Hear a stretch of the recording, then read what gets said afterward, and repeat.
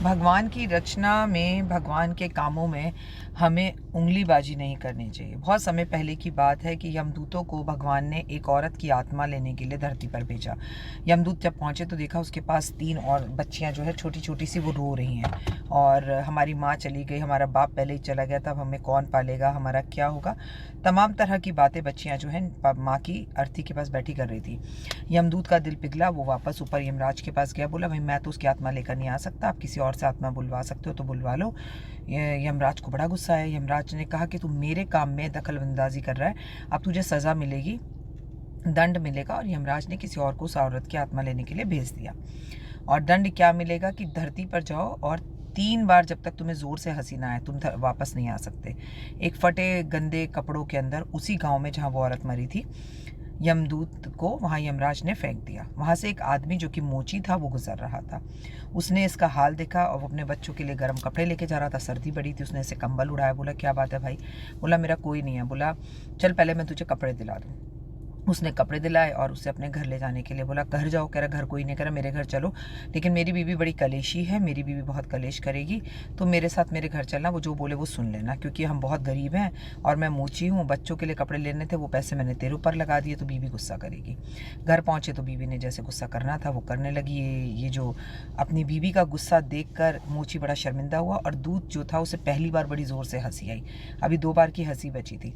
वो ये सोच रहा था अरे मूर्ख, मैं कौन हूँ तुझे पता नहीं है, मैं दूत हूँ, मैं चाहूँ तेरी गरीबी ख़त्म कर दूंगा, ऊपर से लेके नीचे तक तुम्हें सोने में जो है ना मैं लहरा दूंगा, तू क्यों मेरे लिए परेशान हो रही है।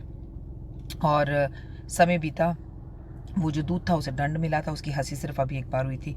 तो उसने क्या किया, उसने वहीं पे रह के मोची की तरह जूते बनाने शुरू कर दिया। वो इतने अच्छे जूते बनाता था कि पूरे गांव में उसके बनाए हुए जूते जो है वो प्रसिद्ध होने लगे। केवल उसी के प्रसिद्ध नहीं होने लगे, बल्कि राजा तक ये बात पहुंची। तो राजा के कुछ लोग जो है वो चमड़ा लेकर उसके पास पहुंचे और बोले इसके जूते बना दो।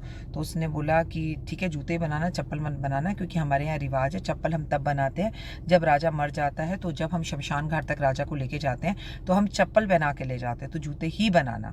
वो दूध था, उसे सब कुछ पता था, उसे हंसी आई पर वो बोला कुछ नहीं। अब वो 2 बार हंस चुका था। उसने क्या किया, उसके चप्पल बना दी। अगले दिन जो है राजा के लोग आए और बोले अरे मूर्ख, तेरे को कहा था कि चप्पल मत बनाना, जूते ही बनाना, चप्पल तब बनाते हैं जब राजा मर जाए। वो उसको डंडा उठाकर मारने के लिए भागा, दूत को। कौन? राजाओं के लोग। इतने के अंदर दरबार से तो कुछ लोग भागते हुए आए, अरे चप्पल तो नहीं बनवा ली, राजा मर गया है, और जूते तो नहीं बनवा लिए, राजा मर गया है, चप्पल ही बनवानी थी।